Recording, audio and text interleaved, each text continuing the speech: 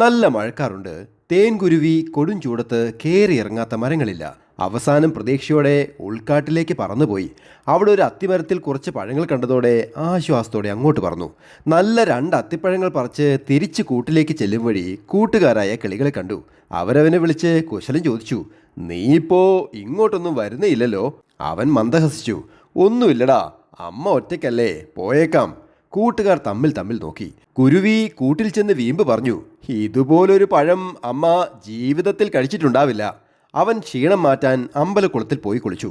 കാവിൻ്റെ നടയിൽ പോയി പ്രാർത്ഥിച്ചു. അവിടെ പൂങ്കുരുവിയെ കണ്ടിട്ടും കാണാത്ത പോലെ പോകാൻ തുടങ്ങിയപ്പോൾ അവൾ ഓടി വന്നു.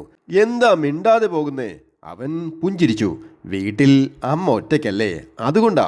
അവൻ പറന്നു പോകുമ്പോൾ അവനായി കരുതിയിരുന്ന നെയ്പായസവുമായി അവളൊന്ന് തേങ്ങി. ഏറെ രാത്രിയായിട്ടും അവൻ്റെ കൂടിനു മുന്നിൽ വെളിച്ചം കണ്ടിട്ട് കള്ളൻ മൂങ്ങ അങ്ങോട്ട് ചെന്നു.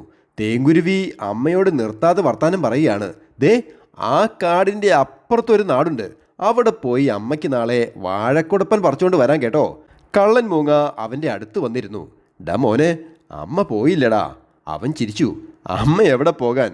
ദേ, എൻ്റെ അടുത്തിരിക്കുന്നത് കണ്ടില്ലേ, തക്കിട് മണിയായി. കള്ളൻ മൂങ്ങ അവനെ ആശ്വസിപ്പിച്ചു. അമ്മ പോയിട്ട് ദിവസങ്ങളായടാ, നീ ഒന്ന് സമാധാനിക്ക്. അവൻ പെട്ടെന്ന് പൊട്ടിക്കരഞ്ഞു. അമ്മയ്ക്ക് ഞാൻ അത്തിപ്പഴവും തേൻവരിക്കും ഒക്കെ പറിച്ചു കൊടുത്തിട്ടുണ്ട് ചേട്ടാ. അമ്മ എങ്ങും പോയിട്ടില്ല ചേട്ടാ. ദൂരെ അവൻ്റെ പെണ്ണും കൂട്ടുകാരും ഒക്കെ സങ്കടത്തോടെ അവനെ തന്നെ നോക്കിയിരിക്കുമ്പോൾ അവൻ മാത്രം പുഞ്ചിരിയോടെ പുറത്തെ തണുത്ത കാറ്റേറ്റ് അമ്മയോട് ചേർന്നിരുന്നു. അവന് അവരെക്കാളൊക്കെ ഇഷ്ടം അവൻ്റെ അമ്മയായിരുന്നു. Happy drawing, Saneesh Divakaran.